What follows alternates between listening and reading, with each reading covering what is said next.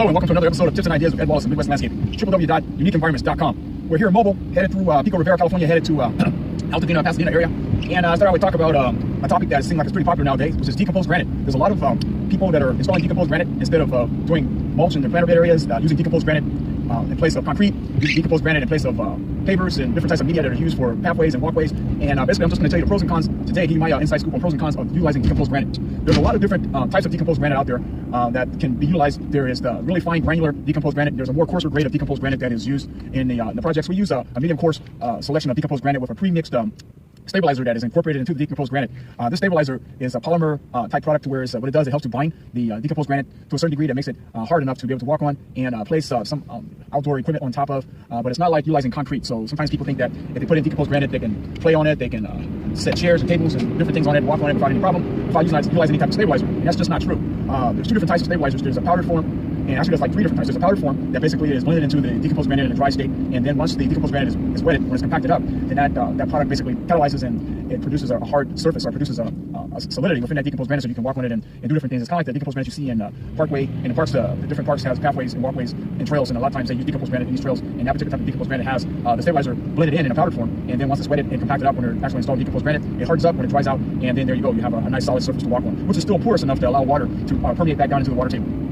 The decomposed granite also can be applied, the stabilizer can also be applied manually in a liquid form, and there is a liquid form of stabilizer that you can purchase and put it in like a watering can that you use to water plants with, and you pour that, once you lay out your decomposed granite and install it in the areas that you're going to install it into, you take this product and pour it over top of the decomposed granite, and then compact up your decomposed granite, and then come back again after so many hours to do another application of the liquid polymer with the watering can, and then you would have your decomposed granite stabilized that way. I don't particularly like that way that much because the consistency of the blend is iffy. I mean, using a consistent pour pattern would be great if you get that kind of consistency where the applicator is applying the same amount of product over the entire area where you're going to apply the polymer. But if you're running short on polymer and you need to get the job done, sometimes you have contractors that kind of stretch out the polymer by putting a little bit of water in there so they can finish up the square footage or whatever they're covering, and that's not really good from the product standpoint because you thin out that product so you don't get the same consistency as you would get if that product is used full strength. Is what it's recommended that it is used full strength. And so applying the polymer via water can or manually is kind of iffy there. I'm not too happy about that. The best way I found to apply the stabilizer or apply decomposed granite with stabilizer blended in is actually having the stabilizer blended into the decomposed granite. I have a supplier in Irwindale that basically they have a big huge like 50-gallon drum of stabilizer that they put on a forklift and they lift it up and they have a valve on it and they open that valve up and they pre-meter or measure out the exact amount of polymer that I'm going to need based on the square footage of decomposed granite that we're installing. So we have a particular formula so that it's consistent, and what he does is they mix it with a skip loader that has a bucket on it, so they basically blend it and mix it before they bring it out to the job site, and then when they bring it to the job site, that decomposed granite is thoroughly blended with stabilizer, so when we apply it to our job site and compact it up, we wet it down a little bit and compact it up, the stabilizer is able to catalyze very uniformly, and we don't have any problems with not having enough stabilizer in certain areas on our job site. And so that's a little bit of inside tip concerning stabilizers and decomposed granite, and especially in areas where you're going to be walking on it, or in solid areas where you like to put down chairs or tables or outdoor furniture and things like that. You need to pay attention to this, because just putting decomposed granite down and compacting it up, that decomposed granite will get hard, but as soon as you have a rain or something like that, it's going to be like a mosh pit. Even with the stabilizer in it, it's still going to soften up a certain amount, because remember, this is not cement. This is basically a catalyst that helps to harden it so that you can walk on it. But eventually, it does get kind of mushy, so you want to not do too much foot traffic or have too much weight on it when it's wet, because it's not the best, in my opinion, it's not the best surface for outdoor furniture and things like that. It's kind of like a remote kind of area that you want to sit down or something like that. But for a lot of activity, I don't really recommend decomposed granite for areas that's going to have a lot of bacteria, unless you're going to have some flat stone inter blended in with the decomposed granite to help reduce some of that, or to have better weight distribution with outdoor furniture and chairs and things like that. And also, one thing about decomposed granite is it is pulverized granite, and it does produce a dust. And if you have hardwood floors, it's my recommendation that maybe you don't use decomposed granite, because unless you like sandpapering your hardwood floors in your house, you're going to have a situation where you have to make sure that your feet are very clean. You're going to have an outdoor rug, indoor rug, so when you come in the house and off of this decomposed granite pathway or patio, that your feet are clean, because it's going to bring in decomposed granite dust and particles into the house, and your nice, smooth, clear finish on your hardwood floor will slowly be abrased away with that, like a light, fine sandpaper. Through time, it's going to dull it out, especially near the entry points of the coming in and out of the door, or the patio slider door or something like that, into the area where the decomposed granite is outside into the house or business, wherever we have this hardwood floor. Through time, you're going to wear out the finish on that floor, because you're going to have dust and decomposed granite particles that's going to adhere to the bottom of the soles of the shoes. Or if you have a pet, they're going to bring it in, and so you're going to kind of like sandpaper out your hardwood floors. So you might want to reconsider using decomposed granite in certain areas where you're going to have an in and out of the house or business situation. Or like I say, either you take your shoes off each time you come to the house, have your guests take your shoes off, so that way you don't have any problems with scratching up your hardwood floors.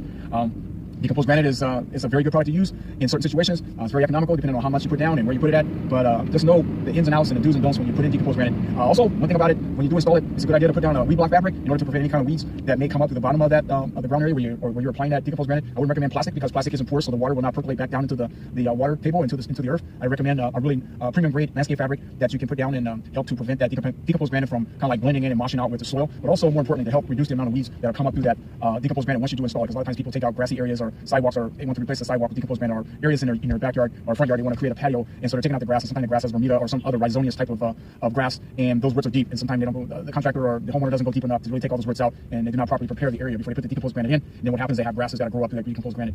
Even though you put down landscape fabric, it will not be a cure-all, because grassy weeds do come out like in the form of a point, so it's almost like threading a needle, that the point of the grass will come through the weave of the landscape fabric. And so even though you do all the preparation and all the precautions necessary to help reduce the amount of weeds that come through the weed block fabric, you still may have an occasional Bermuda grass seedling, or St. Augustine seedling, or some other type of grassy blade type of grass root that'll come up through the weave, because it just goes right through the weave, just like you're taking a needle through a cotton cloth or something like that when you're sowing. Broadleaf weeds don't have that same type of challenge, because they come out in a broader leaf form. They don't come out in a point, say like grassy weeds and grasses. So that's one thing you got to keep in mind. Even though you put down that weed block fabric, it's no total guarantee that you're going to always keep out the grassy weeds in the area where you put that decomposed granite. Utilizing a horticultural grade type vinegar, if you don't want to use chemicals in your yard to get rid of that grassy weed, is an option. By using a vinegar that can help kill that grass, or utilizing a herbicide to spray that is going to kill it from the root. It'll kill that grass from the root up, is another option. So that's a little bit of a inside scoop on utilizing landscape fabric, installing decomposed granite, and I hope that helps you out a little bit when you're considering using decomposed granite at your home or at your business. And well, listen, riding mobile out here in Southern California. Thanks for tuning in. Give me your ideas, your comments concerning this particular mobile video, and go to my website and visit my blog that I do a new blog each month. www.uniqueenvironments.com.